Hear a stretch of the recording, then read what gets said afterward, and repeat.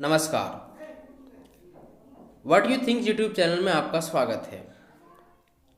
आज के वीडियो का हमारा टॉपिक है मकर संक्रांति। क्या कभी आपने सोचा है कि ये त्यौहार मनाया क्यों जाता है? वे कौन सी खगोलीय घटनाएं हैं जिसके होने के बाद ये पर्व मनाया जाता है? क्या कभी आपने सोचा है कि आखिर इस त्यौहार में तिल खाना परम आवश्यक क्यों है या फिर ऐसा किया गया है? कुछ इन्हीं सवालों का जवाब आज के वीडियो में हम लोग ढूंढने का कोशिश करेंगे।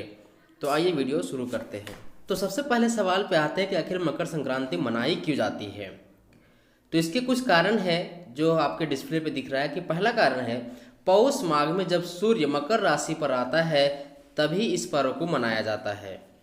दूसरा है वर्तमान शताब्दी में यह त्यौहार जनवरी माह के 14वें या 15वें दिन ही पड़ता है। इस दिन सूर्य धनु राशि को छोड़कर मकर राशि में प्रवेश करता है। तीसरा है मकर संक्रांति पर्व को कहीं कहीं उत्तरायणी भी कहते हैं। यह भ्रांति है कि उत्तरायण भी इसी दिन होता है। ये जो कारण यहाँ पे देख रहे हैं कि पौष माघ, आप जानते हैं कि हिंदी महीना के अनुसार से जो पूस है हमारे यहाँ कहा जाता है उसका शुद्ध है पौष्प। ठीक है, पौष्प है। एंड ये जो त्यौहार है वो 14वें दिन पे ही पड़ता है या फिर 15वें दिन पे। ठीक है, आप जानते हैं कि 12 साल बाद जो है इस बार 14 जनवरी को मकर संक्रांति जो है वो हुआ है। कुछ अन्य कारण भी हैं जिसको हम लोग देखते हैं। अन्य कारणों में है ज्योतिष शास्त्र के मुताबिक जब सूर्य धनु राशि से मकर राशि में प्रवेश करते हैं तब मकर संक्रांति मनाई जाती है। ये बात हमने कुछ देर पहले भी करी। लेकिन दूसरा जो बात यहाँ पे है वो बहुत ही इम्पोर्टेंट है। खगोल शास्त्र के मुताबिक देखें तो जब सूर्य दक्षिणायन से उत्तरायण होते हैं या पृथ्वी की उत्तरी गोलार्ध सूर्य की ओर मुड़ जाता है तो उस दिन मकर संक्रांति का पर्व मनाया जाता है। यहाँ पे ज्योतिष शास्त्र की बात की गई है और खगोल शास्त्र की भी बात की गई है। ज्योतिष शास्त्र हमारे भारत में बहुत पहले से ही फेमस रहा है, जिनकी बातें वैज्ञानिक भी हैं और वास्तविक भी होती है। ठीक है, तो ये जो 2-3 कारण हैं मकर संक्रांति मनाने के वो अपने आप में महत्वपूर्ण हैं और यही कारण है कि मकर संक्रांति मनाई जाती है। अब आते हैं नेक्स्ट सवाल की ओर। अब देखते हैं कि मकर संक्रांति में तिलकुट खाना अनिवार्य होता है, मतलब तिल खाना बहुत अनिवार्य होता है।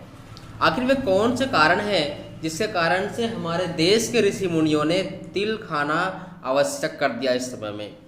आखिर वो क्या वैज्ञानिकता था जिसके आधार पर ऋषि मुनियों ने कहा कि यस इस टाइम पे तिल खाना चाहिए? इन सवालों के जवाब को अब हम लोग ढूंढते हैं। हमारे ऋषि मुनियों ने मकर संक्रांति पर्व पर तिल के प्रयोग को बहुत सोच समझकर परंपरा का अंग बनाया है। कहते हैं कि इस दिन से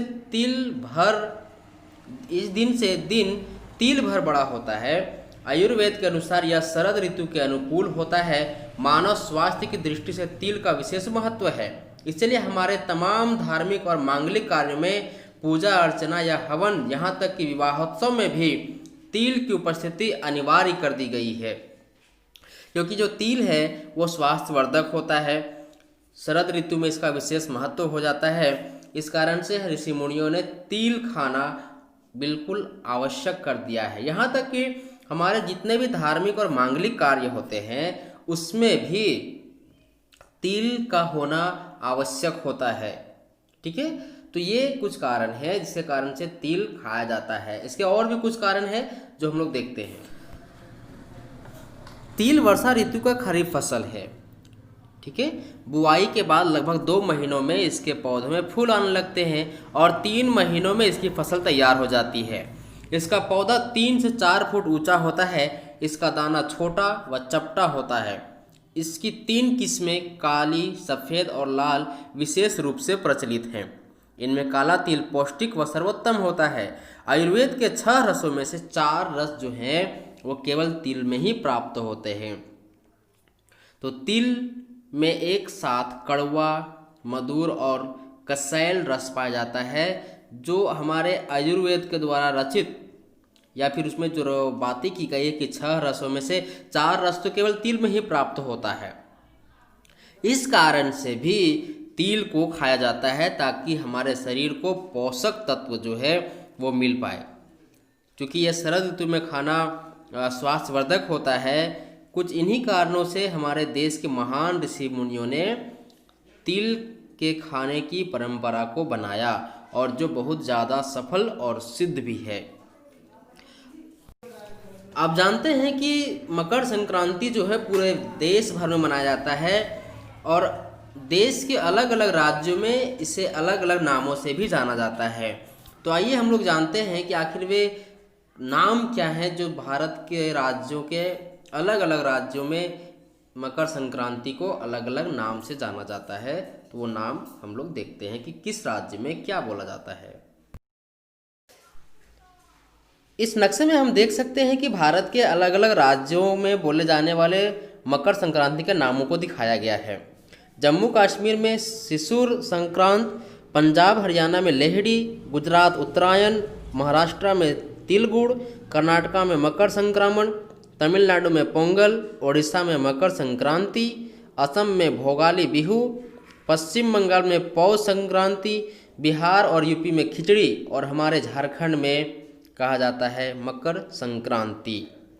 ये मकर संक्रांति के अलग अलग नाम हैं जो हमारे देश के अलग अलग राज्यों में मनाया जाता है और इनको बोला भी जाता है। ये सारी जानकारियाँ जो हमारे लिए जानना बहुत आवश्यक होता है, एक्चुअली हम जानते नहीं हैं। हमारी कोशिश है कि हम आपको इसी प्रकार के हमारे त्योहारों के बारे में जानकारियाँ, हमारे धर्म, देश, संस्कृति से संबंधित जानकारियाँ आपको प्रदान करें। अगर आप हमारे चैनल पर नए विजिटर, चैनल को सब्सक्राइब कीजिए, बेल आइकन को हिट कीजिए और वीडियो को लाइक कीजिए ताकि हमारा अभिप्रेरण होता रहे और आपको हम इसी प्रकार के अच्छे अच्छे वीडियो प्रदान करते रहें। नमस्कार।